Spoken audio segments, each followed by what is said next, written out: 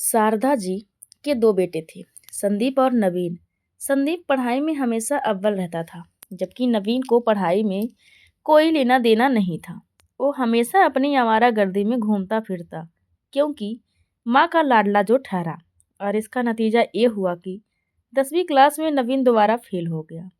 जब श्यामलाल जी को उसके रिजल्ट के बारे में पता लगा तो उन्होंने नवीन को बहुत डांटा, लेकिन शारदा जी बीच में ही पक्ष लेते हुए बोली, क्या हो गया जी? अगर फेल भी हो गया तो बच्चा है, आगे थोड़ा ढंग से पढ़ेगा तो पास भी हो जाएगा। आप तो हाथ धोकर इसके पीछे ही पड़ गए और उस बड़े वाले को कुछ नहीं कहते हो। उसने अपनी मनपसंद की शादी कर ली, लेकिन फिर भी आपने उसे कुछ नहीं कहा। तो श्यामलाल जी बोले, शारदा, तुम फालतू में बकवास कर रही हो। वो पढ़ाई में हमेशा अपने स्कूल में टॉप रहा है और मनपसंद की शादी करना कोई गलत काम नहीं है। और वैसे भी पहले तो उसने हमको बताया ही था, लेकिन जब आपने उसकी बात नहीं मानी तो उसने कोर्ट मैरिज की है। इसीलिए इसमें उसकी कोई गलती नहीं है। और मैं कह देता हूँ अगर आप अपने इस लाडले बेटे की इसी तरह पक्ष लेती रहीं तो आने वाले दिनों में ये हमें कुछ नहीं समझेगा। बोलकर श्यामलाल जी वहाँ से चले गए।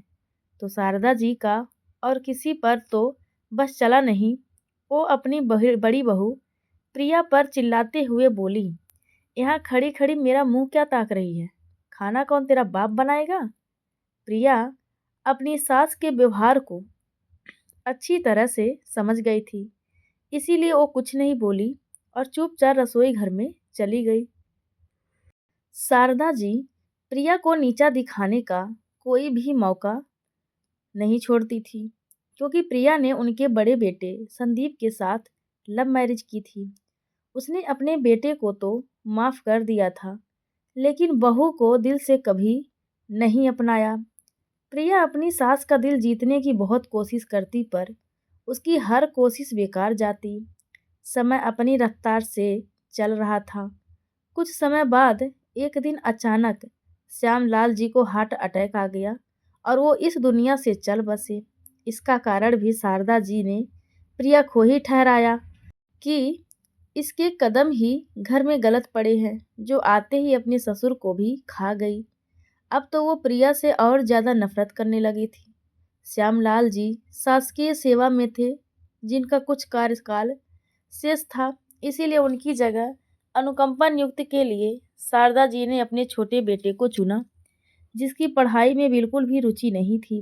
किसी तरह उसने 12वीं की परीक्षा पास की और इस तरह दोनों भाई अपने काम में व्यस्त हो गए। छोटा बेटा अपने पिता की जगह नौकरी करने लगा, वहीं बड़े बेटे ने भी अपना व्यवसाय शुरू कर लिया। इधर शारदा जी और प्रिया के बीच की दूरियां बढ़ती ही जा रही थी, क्योंकि अब तो शारदा जी को कोई रोक टोक करने वाला भी नहीं था। पहले तो श्यामलाल की डांट देते थे, लेकिन अब वो प्रिया को सामने से ही उल्टा सीधा बोलने लगी।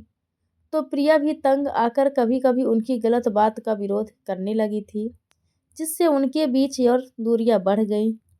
धीरे धीरे समय बीता तो प्रिया ने 2 जुड़वा बेटों को जन्म दिया। उनके आने से घर में रौनक हो गई।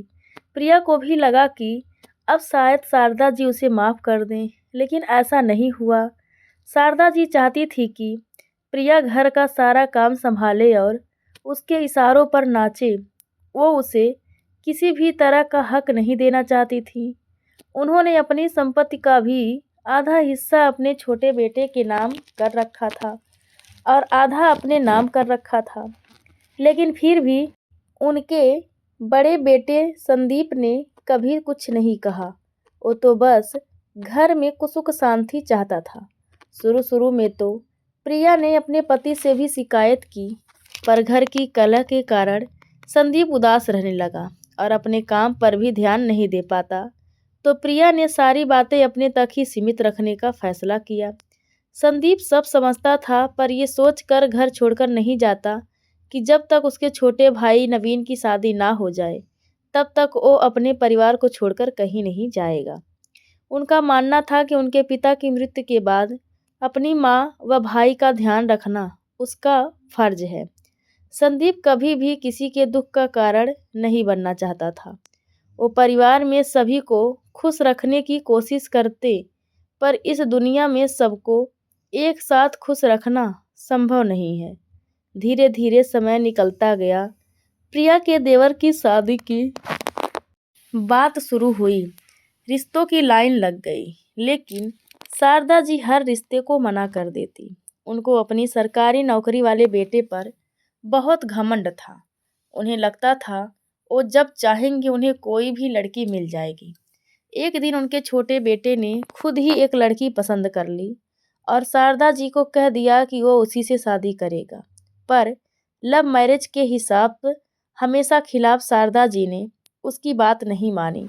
उन्हें लग रहा था कि अगर लड़का अपनी पसंद से शादी करेगा तो बहू के पल्लू से बंध जाएगा और उनके हाथ से निकल जाएगा। वैसे भी वो अपने बड़े बेटे के लव मैरिज करने से चिढ़ी हुई थी और अक्सर उससे नाराज ही रहती थी। इसीलिए उन्होंने लड़ झगड़ कर उसकी पसंद से शादी करने को मना कर दिया और जल्दी जल्दी में वो खुद ही एक गांव की गरीब परिवार की लड़की से उसकी शादी करवा दी। उन्हें लगा कि गरीब घर की लड़की को वो चाहे जैसे रखेंगी और वो उनसे डर कर रहेगी।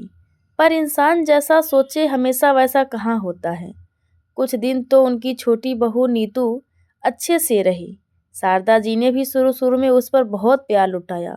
वो प्रिया को सुनाने के लिए सभी के सामने नीतू की बहुत तारीफ करती, उसे संस्कारी और हर काम में होशियार बना बताती, उसके लिए नई नई चीज़ें लाती। उन्हें लगता कि इन सब से उनकी बड़ी बहू प्रिया को बहुत बुरा लगेगा, पर उनकी आशा के विपरीत प्रिया को इन बातों से फर्क पड़ना बंद हो गया था। उसकी सोच अब अपने बच्चों और पति तक ही सीमित थी। धीरे धीरे शारदा जी के व्यवहार से नीतू उन पर हावी होने लगी। भले ही शारदा जी ये सब प्रिया को नीचा दिखाने के लिए करती थी, पर नीतू को लगता कि उनका छोटा बेटा उनकी कमजोरी है और वैसे भी तो अपनी संपत्ति का आधा हिस्सा अपने छोटे बेटे के नाम कर चुकी थी और इसी बात का नीतू फुल फायदा उठाती थी। अगर शारदा जी कभी उसे थोड़ा बहुत कुछ कहती भी तो वो तुरंत उन्हें पलटकर जवाब दे देती थी कि मुझे कुछ भी कहने की कोई ज़रूरत नहीं है, और छोटा बेटा भी उसे कुछ नहीं बोलता।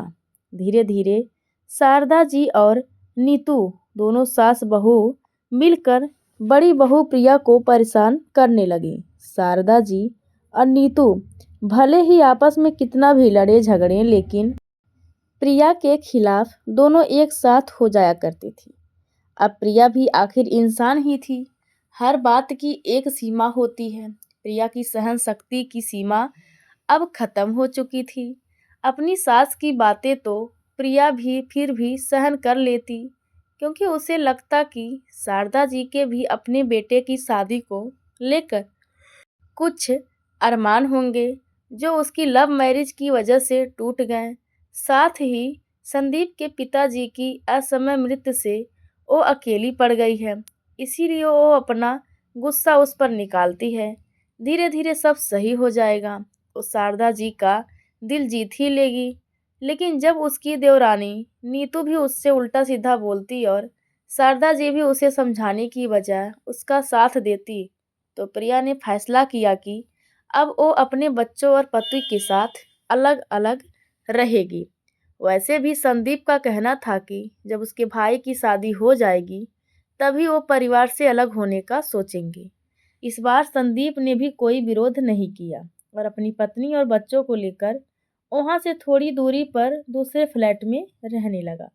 शारदा जी ने नाटक तो बहुत किया, उन्हें रोकने की बहुत कोशिश की, लेकिन संदीप ने कहा, माँ, साथ रहकर रोज रोज की लड़ाई से अलग अलग प्यार से रहना ज़्यादा बेहतर है। इतना कहकर वो वहाँ से निकल गए। अब प्रिया को सुकून के कुछ पल नसीब हुए थे, वरना 5 साल से वो सिर्फ और सिर्फ ताने सुनने में और नीचा दिखाने में गुजर गए थे। उसने बहुत कोशिश की थी सबका दिल जीतने की, सबको अपना बनाने की। लेकिन शारदा जी ने उसकी बुराई कर करके सबकी नज़रों में उसे बुरी बहू साबित कर दिया। झूठ अगर बार बार बोला जाए तो वो सच लगने लगता है। सभी रिश्तेदार और पड़ोस प्रिया को घमंडी समझने लगे थे। इसीलिए अब प्रिया अपनी नई गृहस्थी और नई जगह आकर सुकून महसूस कर रही थी, क्योंकि यहाँ उसको कोई नीचा दिखाने वाला नहीं था। वो जल्द ही वहाँ सभी से घुल मिल गई। उसकी एक बहुत बड़ी मित्र मंडली बन गई, जहाँ उसे अपने ससुराल और मायके दोनों की ही कमी महसूस नहीं होती थी। धीरे धीरे संदीप का व्यवसाय भी अच्छा चलने लगा तो उन्होंने एक बड़े शहर में अपना बंगला बना लिया था।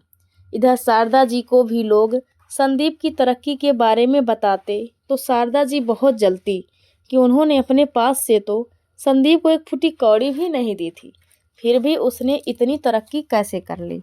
लेकिन शारदा जी को ये नहीं पता था कि इंसान की नीयत अच्छी हो तो उसका नसीब कभी बुरा हो ही नहीं सकता।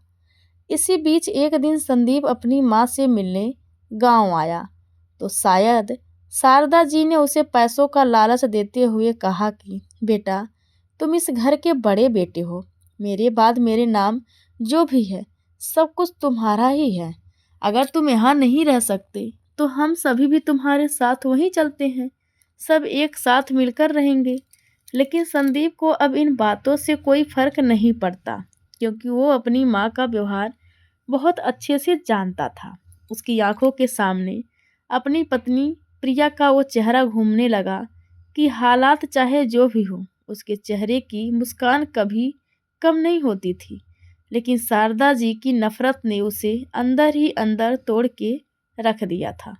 शारदा जी अब जब बार बार साथ रहने की जिद करने लगी तो संदीप ने उनसे मिलने जाना ही कम कर दिया। संदीप और प्रिया तो अपनी नई दुनिया में खुश थे, पर यहाँ शारदा जी के कर्मों का हिसाब होना अभी बाकी था। इन सब बातों का अगर असर सबसे ज़्यादा उनकी छोटी बहू नीतू पर पड़ा। उसे लगने लगा कि प्रिया और संदीप तो अपने परिवार के साथ शारदा जी की चिक से दूर अलग मज़े में रह रहे हैं और उसे अपनी सास को जिंदगी भर झेलना पड़ेगा। नीतू भी अब घर के कामों में अपना जी चुराती, तबीयत खराब होने का बहाना करके सारा दिन अपने कमरे से बाहर नहीं निकलती। खुद शारदा जी ने छुप कर अपने पति से बाहर से दोनों के लिए खाना मंगवा लेती या चिप्स बिस्किट खाकर कमरे से बाहर नहीं आती, जिसकी वजह से शारदा जी पूरे दिन भूखी रहती।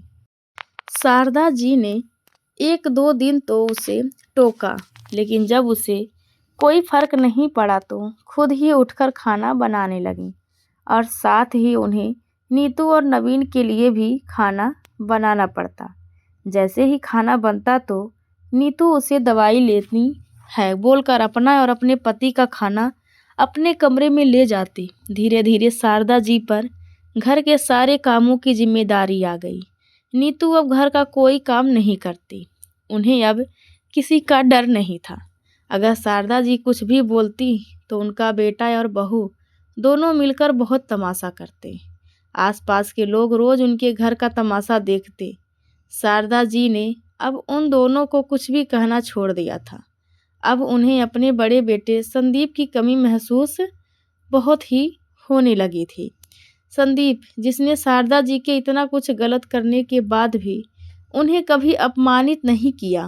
वो बेटा जिसको शारदा जी ने अपनी संपत्ति में से कुछ भी नहीं दिया, फिर भी उसने कुछ नहीं मांगा। जिस बेटे बहू के घमंड में उन्होंने अपने बड़े बेटे बहू की जिंदगी में इतना जहर घोला, आज उसी बेटे बहू ने शारदा जी को नौकरानी बनाकर रख दिया था। नीतू अब घर की मालकिन बनके रहती और शारदा जी की हैसियत अपने ही घर में एक नौकरानी जैसी हो गई। वो सारे दिन घर का काम करती। उनका छोटा बेटा कभी ड्यूटी पर तो कभी दोस्तों के साथ जुआ खेलने और शराब पीने में व्यस्त रहता और नीतू दिन भर आराम से टीवी देखने में या घूमने फिरने में अपना समय बिताती। एक दिन शारदा जी बाजार से कुछ सामान लेकर आ रही थी तो तेज धूप की वजह से उन्हें चक्कर आ गया और वो गिरते गिरते बची। उनका सारा सामान बिखर गया और फोन भी हाथ से छूटकर नीचे गिर गया। उन्होंने जैसे तैसे खुद को संभाला और अपना सामान और टूटा फोन, जो अभी किसी काम का नहीं था, लेकर घर आ गईं। जब नीतू को उन्होंने बताया कि आज रास्ते में क्या हुआ, तो वो बुरा समूह बनाकर बोली कि आपके ये सब नाटक मेरे सामने नहीं चलेंगे। जाकर खाना बनाइए, मुझे भूख लग रही है। उसकी बात सुनकर शारदा जी की आंखें भर गई और चुपचाप उठकर किचन में खाना बनाने चली गईं। अगले दिन नीतू अपने भाई की शादी का नाम लेकर अपने मायके चली गई और नवीन को भी अपने साथ ले गई। उनके जाने के बाद शारदा जी घर का काम समेटकर जैसे ही अपने कमरे में आराम करने आई तो उनकी आंखों से आंसुओं का सैलाब निकल पड़ा। अब उनका स्वास्थ्य पूछने वाला कोई नहीं था। रिश्तेदारों ने भी उनके अकड़ स्वभाव की वजह से उनसे मतलब रखना बंद कर दिया था। कहाँ सबको अपनी एक आवाज़ से डरा देने वाली शारदा जी की दशा आज ऐसी हो गई थी कि वो अपने ही घर में बिल्कुल अकेली और लाचार रह गई थी। जहाँ प्रिया और संदीप उनसे पूछे बिना एक कदम बाहर नहीं निकालते थे, आज वहीं छोटे बेटे बहू उनकी आंखों के सामने उन्हें बिना बताए ही रोज घूमने फिरने के लिए निकल जाते थे। धीरे धीरे समय बीता। नीतू और नवीन को गए हुए 1 महीना हो गया था और उसके भाई की शादी भी हो गई थी, लेकिन अभी तक वो लोग वापस नहीं आए। शारदा जी को कमजोरी के कारण अक्सर चक्कर आने लगते थे। तबीयत भी अब ठीक नहीं रहती थी। एक दिन उन्हें सीने में दर्द उठा और सांस लेने में भी दिक्कत हो रही थी, तो उन्होंने अपने पड़ोसी के बच्चे से कहकर दवाई मंगवाई, लेकिन जैसे ही वापस घर आई तो वहीं बेहोश होकर गिर पड़ी। जब बच्चा दवाई लेकर उनके घर आया तो सामने शारदा जी को बेहोश देखकर वो जल्दी से अपने माता पिता को बुलाकर लाया। उसके पिताजी के पास उनके छोटे बेटे के नंबर थे। उसने उसे फ़ोन किया तो फ़ोन नीतू ने उठाया। उन्होंने जैसे ही शारदा जी की तबीयत के बारे में बताया तो उसने आवाज़ ठीक से नहीं आ रही कहकर फ़ोन रख दिया। तो वो लोग खुद ही शारदा जी को जल्दी से अस्पताल ले गए और किसी दूसरे पड़ोसी से लेकर नंबर लेकर उनके बड़े बेटे संदीप के पास फ़ोन किया और उसे शारदा जी की हालत के बारे में बताया। तो संदीप उस समय अपने बिजनेस के सिलसिले में शहर से बाहर गया हुआ था। उन्होंने पड़ोसी अंकल से ठीक है बोलकर फ़ोन काट दिया और तुरंत अपनी पत्नी प्रिया को फ़ोन करके माँ की तबीयत के बारे में बताया और उसे तुरंत अस्पताल पहुँचने के लिए कहा। तो प्रिया ने संदीप से उनके पड़ोसी अंकल का नंबर लिया और बच्चों को रानी दीदी, जो उसके घर के कामों में उसकी हेल्प किया करती थी, उसके पास छोड़कर तुरंत अस्पताल के लिए निकल गईं। जब वो अस्पताल पहुंची तो पड़ोसी अंकल वहीं गेट के पास ही मिल गए। प्रिया ने उन्हें नमस्ते किया और उनके साथ मिलकर अस्पताल की सारी फॉर्मेलिटी पूरी करके शारदा जी को वहाँ भर्ती करवाया और पड़ोसी अंकल का बहुत आभार व्यक्त कर उन्हें घर वापस भेज दिया। अब अस्पताल में सिर्फ प्रिया और शारदा जी ही थी। डॉक्टर ने उन्हें बहुत सारे टेस्ट किए और बताया कि शारदा जी की दोनों किडनियां खराब हो चुकी हैं। अगर तुरंत उनका ऑपरेशन करके किडनी नहीं बदली गई तो उनका बचना मुश्किल है। इतना सुनकर प्रिया बहुत घबरा गई। उसकी आंखों से आंसू बहने लगे। उसने तुरंत संदीप को फ़ोन करके जल्दी आने को कहा, लेकिन शारदा जी की किडनी वाली बात उसने नहीं बताई कि कहीं संदीप घबरा ना जाए। प्रिया ने अपने देवर और देवरानी को भी फ़ोन किया, पर उन दोनों में से किसी ने भी फ़ोन नहीं उठाया। तभी नर्स ने आकर प्रिया को बताया कि शारदा जी की हालत बहुत गंभीर है, उन्हें 1-2 दिन में जल्द से जल्द किडनी डोनर की व्यवस्था करनी पड़ेगी। प्रिया को कुछ समझ में नहीं आ रहा था। वो बिल्कुल अकेली पड़ गई थी। उसने एक बार फिर अपनी देवरानी नीतू को फ़ोन किया। इस बार नीतू ने उसका फ़ोन उठा लिया तो प्रिया ने शारदा जी की हालत के बारे में बताया। तो पहले तो नीतू घबरा गई कि कहीं उनकी बीमारी की वजह लोग उसे ना समझे कि उसने उनका ठीक से ध्यान नहीं रखा होगा। ना ही इतने दिनों में एक बार भी उनसे बात करने की कोशिश की। हम जल्दी ही आते हैं कहकर उसने फ़ोन काट दिया। इधर फ़ोन काट कर प्रिया पीछे मुड़ी ही थी कि उसे सामने से संदीप आता हुआ दिखाई दिया। उन्हें देखकर प्रिया फूट फूट कर रोने लगी और शारदा जी की किडनी के बारे में बताया तो संदीप की आंखों में भी आंसू बह निकले। इधर नीतू का मायका पास ही था तो नीतू और नवीन भी अस्पताल पहुंच गए। नीतू को डर था कि कहीं शारदा जी ने संदीप का हक छीनकर जो कुछ भी उसके पति के लिए किया है उसके बदले में कहीं वो उससे या उसके पति से किडनी ना मांग ले। उसने शारदा जी को दूर से देखा और मेरी तबीयत ठीक नहीं लग रही है, मैं घर जाकर दवाई खाकर थोड़ा आराम करके आती हूँ कहकर चलती बनी। उसका पति भी नीतू को छोड़कर आता हूँ बोलकर उसके साथ ही चला गया। तभी संदीप ने प्रिया से कहा कि तुम माँ का ध्यान रखो, मैं अभी आता हूँ। इतना कहकर वो सीधा डॉक्टर के केबिन में पहुंचा और बोला कि डॉक्टर, इंसान एक किडनी के साथ भी जीवित रह सकता है। अगर डोनर नहीं मिल रहा है तो वो अपनी किडनी अपनी माँ को देने के लिए तैयार है। आप जल्दी से सारे टेस्ट कर लीजिए।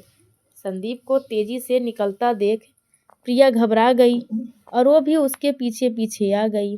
उसने संदीप और डॉक्टर की सारी बातें सुन ली। वो अंदर आकर संदीप के सामने खड़ी हो गई और पूरी दृढ़ता से बोली कि आप माँ को किडनी नहीं देंगे। तो संदीप भी घबरा गया। उसे लगा कि प्रिया के साथ उसकी माँ ने जो भी किया इस कारण शायद वो उसे किडनी देने से मना कर रही है। लेकिन तभी प्रिया आगे बोली कि अगर किडनी देनी ही है तो वो अपनी किडनी देगी, क्योंकि संदीप को अपने व्यवसाय के कारण हमेशा भाग दौड़ करनी पड़ती है। कई दिनों तक घर से बाहर रहना पड़ता है। इसीलिए वो नहीं चाहती कि संदीप के स्वास्थ्य पर जरा भी फर्क पड़े। भले ही इंसान एक किडनी के सहारे जीवित रह ले, लेकिन भगवान के बनाए शरीर में छेड़छाड़ करने के दुष्परिणाम तो होते ही हैं। संदीप ने पहले तो साफ मना कर दिया, पर प्रिया के बहुत समझाने पर संदीप भारी मन से मान गया। संदीप और प्रिया ने जल्दी जल्दी हॉस्पिटल की सभी औपचारिकताएं पूरी की और इत्तेफाक से प्रिया की किडनी शारदा जी से मैच भी हो गई। दोनों को ऑपरेशन के लिए ले जाया गया। शाम को डॉक्टर ने बाहर आकर बताया कि ऑपरेशन सफल हुआ। शारदा जी और प्रिया दोनों ठीक हैं। कुछ ही देर में उन्हें रूम में शिफ्ट कर दिया जाएगा। फिर आप उनसे मिल सकते हैं। संदीप ने डॉक्टर को धन्यवाद किया और भगवान का भी शुक्रिया अदा किया। थोड़ी देर बाद शारदा जी और प्रिया को रूम में शिफ्ट कर दिया गया। इधर शारदा जी के लाडले बेटे बहू अपना मुंह छिपा कर बैठे थे। नीतू अपनी बीमारी का बहाना करके दोबारा शारदा जी से मिलने ही नहीं गई और उसका पति भी वो जरूरी काम का बहाना बनाकर शहर से बाहर चला गया। ऑपरेशन हुए 4-5 दिन गुजर गए पर वो दोनों शारदा जी से मिलने नहीं आए। अब तो नीतू यही चाहती थी कि संदीप और प्रिया शारदा जी को अपने साथ ही ले जाएं, तो उसे शारदा जी से छुटकारा मिल जाएगा। कुछ लोग शारदा जी से मिलने आए थे। उनके जाने के बाद शारदा जी ने प्रिया की ओर देखा और उनकी आंखों से आंसू लुढ़क गए। उन्होंने प्रिया के सामने अपने दोनों हाथ जोड़ लिए और इतना ही कह पाईं, हो सके तो मुझे माफ़ कर दो बेटी, मैंने तुम्हारे साथ बहुत गलत किया। मेरी जान बचाने के लिए तुम्हें अपने जीवन को दांव पर नहीं लगाना चाहिए था। मर जाने देती मुझे, मेरे कर्मों की सज़ा मिल जाती। तुम्हारा एहसान मैं कभी नहीं चुका पाऊंगी। तो प्रिया उनके गले से लग गई और इतना ही बोल पाई, ऐसा मत कहिए, आप मेरी माँ हैं और बच्चे माँ पर एहसान नहीं करते। मैंने सिर्फ अपना फर्ज निभाया है। अब आप जल्दी से बिल्कुल ठीक हो जाइए और घर चलिए। बच्चे आपका इंतजार कर रहे हैं। संदीप वहीं खड़ा अपनी पत्नी और माँ को देख रहा था। आज उसे अपनी पसंद पर गर्व हो रहा था। शारदा जी ने उसे भी पास बुलाया और उससे भी हाथ जोड़कर माफ़ी मांगने लगी, तो संदीप भी अपनी माँ के गले लग गया। आज शारदा जी ने उसकी शादी के बाद पहली बार उसके सिर पर प्यार भरी हाथ रखा था।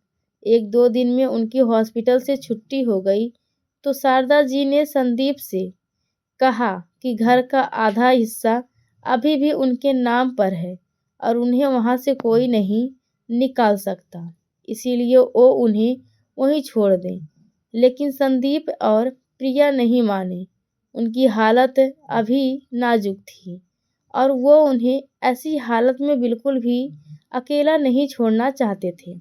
उनके बहुत जिद करने पर शारदा जी भारी मन से उसके साथ जाने को तैयार हो गईं। वैसे भी उनकी हालत अब ऐसी नहीं थी कि वो अपना ध्यान खुद पर रख सके।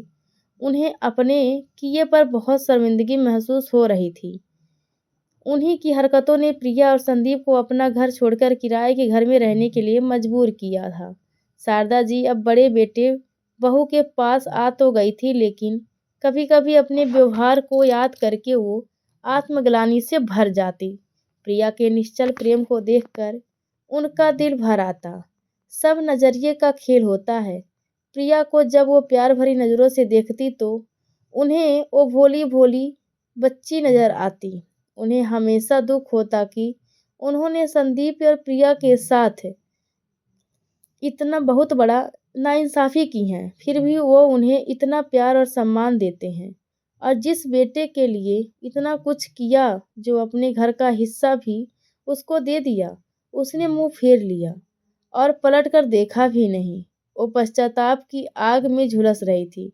संदीप और प्रिया उनके दिल का हाल समझते थे, पर वो उन्हें हमेशा एहसास दिलाते कि ये घर उन्हीं का है। वो पुरानी बातों को भूलकर आगे बढ़ चुके हैं। अब उनके मन में किसी भी प्रकार का मनमुटाव नहीं है। धीरे-धीरे किसी समय गुजरता गया, जिस बहू को शारदा जी बहू मानने से इनकार करती थी, वही आज उनकी लव मैरिज वाली बहू उनकी बेटी बन चुकी थी। उन दोनों के बीच प्यार और नोक-झोंक भरे रिश्ते को देखकर कोई अनजान व्यक्ति तो उन्हें माँ-बेटी ही समझता था। अब शारदा जी सब कुछ भुलाकर खुशी-खुशी अपने बड़े बेटे बहू के पास रहने लगी थी। दोस्तों, यह कहानी आप सभी को कैसी लगी? कृपया कमेंट करके ज़रूर बताएं और चैनल को लाइक, शेयर और सब्सक्राइब करना बिल्कुल ना भूलें। धन्यवाद आप सबका।